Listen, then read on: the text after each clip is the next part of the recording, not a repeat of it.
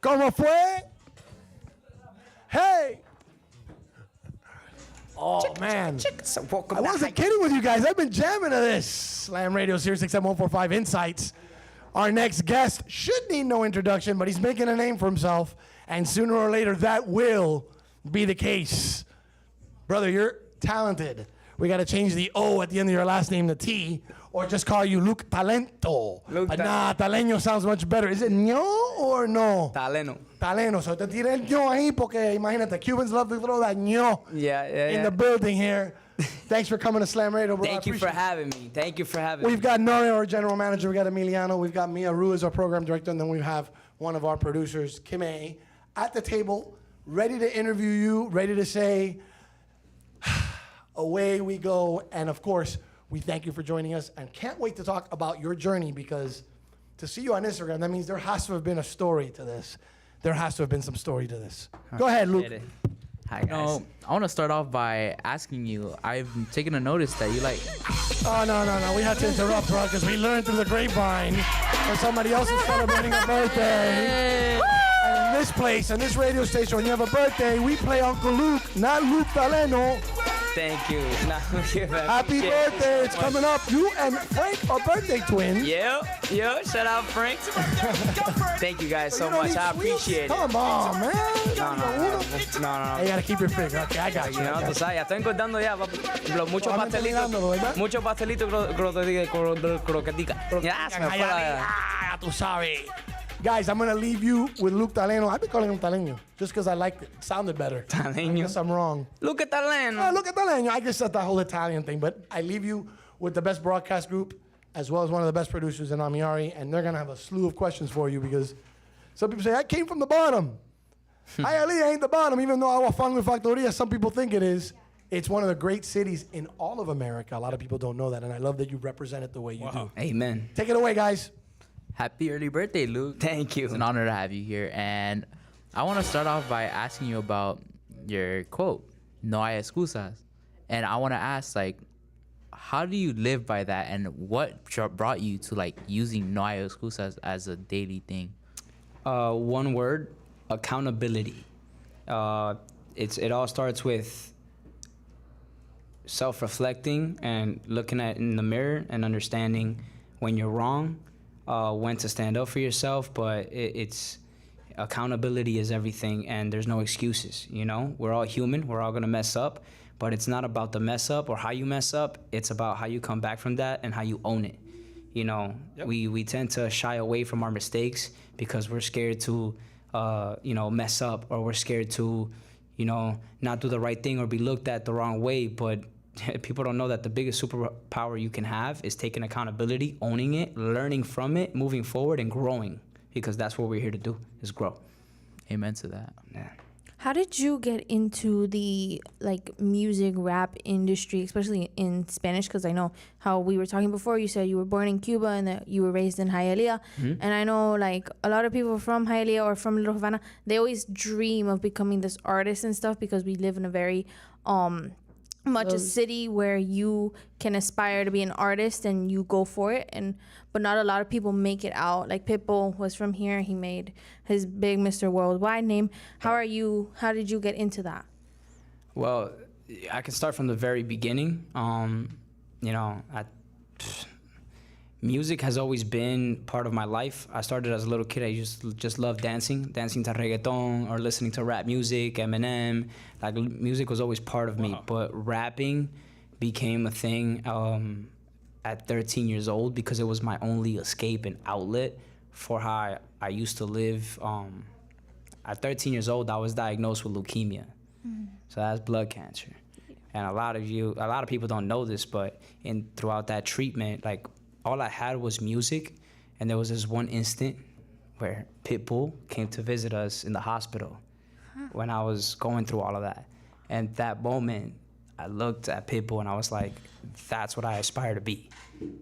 He wasn't my favorite rapper. He wasn't my favorite. He was just an example, of how to be, where to be, and how to work. And then I kind of just followed that model throughout the rest of my life. I went through my ups and downs as a kid, but rapping and getting in the industry, that was never my first priority. Rapping was just my outlet for music, to communicate, to express myself. I didn't have anybody to really, understand what I was going through at the time. So rapping was my outlet. And then as I kept growing and kept growing, God just never let me abandon it. And now I'm 27 years old, living the dream, building a community, leading by example, rapping. And how did I get into Spanish rapping? Not so long ago, like 2 years ago, I just randomly wrote this song. I wanted to tell my story in Spanish, and I did. And I dropped a song called Cuando Llegaré. I explained a little bit about my story, being raised by a single mother in Hialeah, being Cuban, no excuses, work and sacrifice, like just the hard-working mentality, hustling mentality that, Hialeah has brought out, not only from me, but from hardworking families out there. And that's how I kind of got started 2 years ago with the Spanish, but I've been pretty much rapping my whole life. So how would you describe your sound to someone who has never heard your music before? I would say at this point in my life and career, I still can't put it in a box. One day you're going to catch me rapping in English about the goofiest thing. One day I'm just going to be singing a song called Tap, Tap, Tap to make people tap the screen on TikTok. And then next day I'm going to be rapping in Spanish. I wouldn't put it in a box. If I could tell people, it's just real music. It's just real, authentic music with a substance and message that, seeks to have a positive impact on people and save people's life like it did to me. So just like you said, you like to inspire people with your music. How do you think you put your stories into your music, not so personally, so that other people can understand, like not as difficult as most songs? I think there's certain, not everybody's journey is different. So not everybody's going to relate to having cancer as a kid. But I think you can relate to adversity. Mm-hmm. I think you can relate to just going through something, whether it's health or whether it's, spiritually, like work, career. It's really a matter of looking at like the root of it all. But moral of the story is just staying positive through it all. Follow God and keep your faith and goodwill. No excuses, work and sacrifice, and learn and grow from it. I think it's important that you're like trying to stand out from like other people, like famous people in Hollywood, like are all about the ego kind of and like want to just make the money and whatever, but you actually want to, keep your character and that. So like, where does that come from? Like, did you have somebody in your life that like drove home that point? Like I know for me, my grandparents are very big on religion and all that stuff, and making sure that I turned out to be a good person. Mm-hmm. So who was that for you? I would say it's a mixture of everybody in my life. I've had a great mother, great dad, my friends. Man, that question kind of hit home. It really was a mixture of it all. But I've just seen a lot of people lose their way once they get big. I've seen a lot of people like they talk about it. You've seen these interviews of artists talking about like it's being rich and famous is not the answer. Like come on, how many times are they going to tell you for you to realize like that's not the answer? The answer is internal. It's your true happiness. Like my focus has been impact because that's what other great artists have done for me. It's not about how much money they had or how much success they had. It's how they were down at the very bottom and were able to push through that to the very top. My goal is to get to the very top and bring everybody with me and not make it seem like I'm at the top. It's make it seem like, yo, we're right next to each other. Like the whole point of all of this is to serve back. So what's helped me like stay and keep my character is it's just my family, my mom, my wife, my son. It's from the beginning, from the jump, that's family, definitely God first. When you do reach the top, what are your plans to like continue on with anything else you would want to do? I would just serve, help artists become artists. My main goals is to pretty much do what Pitbull did for me, but for other kids. Just go around hospitals, helping families that are, down bad with, children that are ill. Like making everything that I've ever, seen as a kid that's helped me amplifying it times 10 for the world and giving back. Making it to the top means I'm doing what I love every day, and I'm able to have freedom. So that's not just financially, but that's just, the freedom to be able to do what you love every day. Like, there's no better success than that, no matter how much money is involved. How has growing up in Hialeah specifically influenced your music and style? How has Hialeah influenced my music and style? Yes. My influence from Hialeah just Hialeah is like no mercy, bro. It's like guaperia, like I don't know how else to say it, bro. It's say aguafango faltería, and I always add it con tremenda guaperia. Like, work hard, like progress, show up. How has it influenced me? It's shown me to not care. There's a reason that my parents brought me from Cuba over here, and it's to thrive and to succeed, and that's where I see it in a lot of families in Hialeah is success, thriving to be better, and thriving to progress. La ciudad que progresa. Luke, I gotta tell you, a lot of people don't know that Esta 49th Street in Hialeah, once upon a time was one of the busiest, most commerced street in all of America. Wow. A lot of people don't know that. Back in the day, cuando eso estaba thriving, de verdad, it's still thriving. Sí, Obviously, sí, sí. America's gotten bigger. Claro. But in the early 80s, that was one of the epicenters of commerce in the United States. Wow, I didn't even know that. Hialeah, Florida. I can't make it up. Hialeah is also industrial. That's where the aguafango and factoria come from. But nothing is more synonymous to me as I moved back to Hialeah after many years away from Hialeah.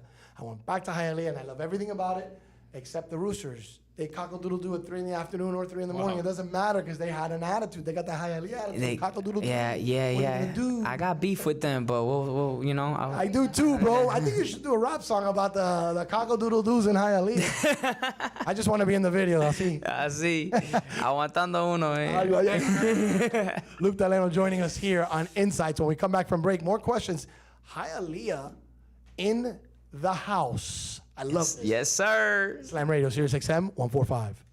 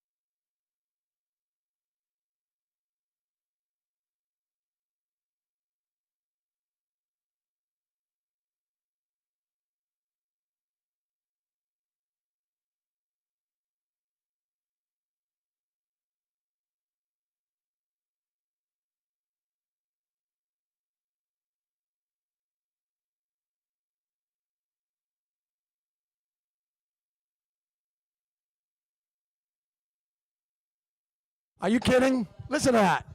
I'm gonna let that ride.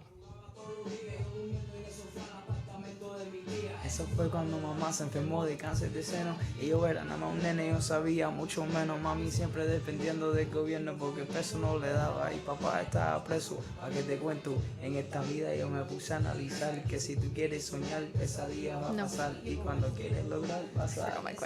Que enfocar y aplicar con disciplina militar. Mira, eso no fue en el... A little bit of a lesson in there too. You gotta listen to the lyrics. Luke TALENO, come back. He's on the hot seat. We're interviewing him, playing his music. He's getting out there, man. The name is getting known. Yes, sir. I saw you in front of some step and repeat. I've been busy doing this. What was the last event you went to? You're starting to get a little traction, man. Oh man, I just went to a KRS event. You went to KRS-One? Yeah, I performed. I won a rap battle. You won the rap battle in the KRS-One thing? Yeah. I was supposed to go. I didn't know you were there. Yeah, I won the rap battle. Won? Yeah, I won the whole competition. Let's give it up for Lou for winning that one. Thank you. I had no idea. I'm gonna go. I didn't go because I got lazy. Yeah, I rap battle a little bit, you know. Indeed, we got Luke TALENO in the house. Our student broadcasters just absolutely killing it. Amazing. Take it away, guys. So I'm curious, what is rapping and music what you've always wanted to do, or did you see yourself going down a different path when you were younger? When I was younger, to be completely honest, after getting diagnosed, I didn't really know what my life was going to turn out like or what to look forward to. I'm going to be honest. But my interests have always been everything entertainment. So rapping, dancing, acting, hosting, maybe one day radio host. Okay. I've always been into entertainment. That's always been, but I can't tell you, like as a kid, I wanted to be this, like, no, I wanted to be in the NFL until I realized I'm only 5'6". It happens. Did you have any other passions past music as well that you would pursue with Acting. acting? Yeah, acting. I would want to be an actor. What kind of films would you be acting in? Comedies, possibly like some dramas, action, anything like that. As far as being able to have in the right role, I think I can fit into different kinds of categories as far as movies go. But I'm interested in all of it. I would say you have a pretty good character, like how you are. You're disciplined, you're humble, and overall, you're a pretty cool guy. Thank you. You're one of the coolest people. You I've too. met I so like your far. hair. Thank you. And also, let's say, you know how Hialeah shaped you. Let's say you weren't in Hialeah. Let's say you're in somewhere else. Do you think you would be following the same path you would now? Good question. Possibly not, man. I feel like you are what you surround yourself with. It just depends on, depends. If I have the same people around me, different place, possibly. But because it's the people that make the city, it's not like the city itself, the place, location. It's the people of the city that make the city. So wherever I go, I think Hialeah will be. I think no matter if it wouldn't have been Hialeah, it would have been Flamingo City. But one way or another, I think I would have ended up still where I'm at today. I just want to say, listening to the 2 songs we came in with, I already followed you on Spotify. Thank you. But other than Same. that, yeah. Thank you. Other than that, how do you feel your first song and then the latest song that you've put out have changed or improved? Oh, well, my confidence in rapping in Spanish has definitely changed a lot. I went from Cuando Llegaré, which was the one we just heard. That one was the first one I dropped, and that took me a while to write because I've been out of practice with rapping in Spanish. I've been rapping in English my whole life. Pero ya cuando cambié and I decided to, my mom, shout out my tía, always telling me, like, ¿cuándo vas a hablar en español? Yo no entiendo nada. ¿Cuándo? I said, okay, let me make a song talking about my story. And then Cuando Llegaré came about, and that took me a while. And I'm talking about months of me figuring out how to portray this message. Hialeah, 15 minutes in my room.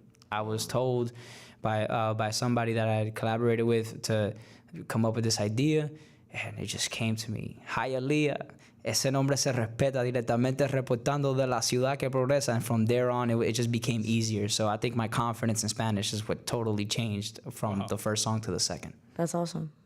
Incredible. Do you feel your flow in Spanish and English are 2 completely different things, or do you feel they're awfully similar? Another great question. I would say they're the same. I never really analyzed my music like that or compared it.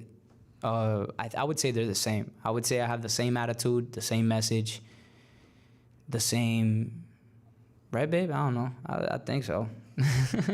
She says yes. She says yes. But I have well, I just want to know because I know a lot of times in more of a creative perspective, sometimes you get that creative block and stuff, and you're like, Right. nah, I can't do this. I'm done. I'll get a regular 9 to 5. This is a passion, but it ain't it. Has there ever been somebody who's there behind you being like, no, you got this. You have a gift for it, and this is your passion. Go for it. I support you. Do you have Now- that person? Now more than ever, it's not a person, it's people. It's a whole community, and they're probably watching me right now on TikTok Live. Hi. It's multiple people that have reminded me, you know, yes, like this is for you. This is you. There's a reason you're here, and you know, like my wife, everybody. Young Wild Panda, he did my first music video when I was a kid in the hospital. I've definitely had those moments where I was like, is this what I want? Because I'm gonna be completely honest with you, I've never wanted to be famous. Like, fame is not the thing. I want to succeed doing what I love, and I want to impact people, but obviously it's part of the game. You know, you need popularity, you need the attention, but it's always been, it's never been like my priority. So I would say, again, a combination of people, but the number one person or being or thing or whatever you guys want to call it that has reminded me this is for you is God. God has always put it in my path. Like, there's no other way around it. There's no other way. I suck at talking. Like, I'm getting better now. You know, this is, for me, is a big deal. But I suck at talking. I'd rather rap. I got issues, I'm a rap. I got a problem with somebody, I'd rather rap. You know, like, I got stress, I'd rather rap. Like, I can express about it better, because talking, I just overthink. I'm an overthinker. So anyway, I was on a tangent. Yeah. Yeah. Don't worry. So, do you prefer freestyle rap or written lyrics? Man, these questions are good. Okay. Oof. We do our homework. Yeah. Honestly, oh man. I would say they both hold a very special place in my heart, because writing, like you were talking about writer's block, I get that all the time. I still have that now. Like, I struggle to write now, just because there's so much going on, and everything that I've ever written has inspired me to pretty much, it just came in the spot. Freestyle, that's my therapy. That is my therapy. So I can't pick between both. They both have their role. So you know what's funny is was it a couple years ago, maybe a little over a year ago, I came up with this rap. It was a Slam Radio rap. We still have the video. Okay. Yes, but okay, I have all the lyrics. And Louis Cancion's coming in because he has promised me a session to get this done. And I'm scared, bro. Like, I'm not a rapper because I performed it. I suck at performing it. So I don't mind that I wrote it. I don't mind that I have the essence. Nah, you. But there's like somebody that. else who I think could do a better job at performing it than me. I'm just saying. They love that I do it because it's cool that I do it. This is right. I'll stand next to you and I'll be your Diddy. Well, I don't want to be Diddy. I don't want to be Diddy. But you know what I mean? Like, it's not my thing. I love hip hop. Eminem's my dude. It's for me, it's something that's a little bit different because I respect the genre so much.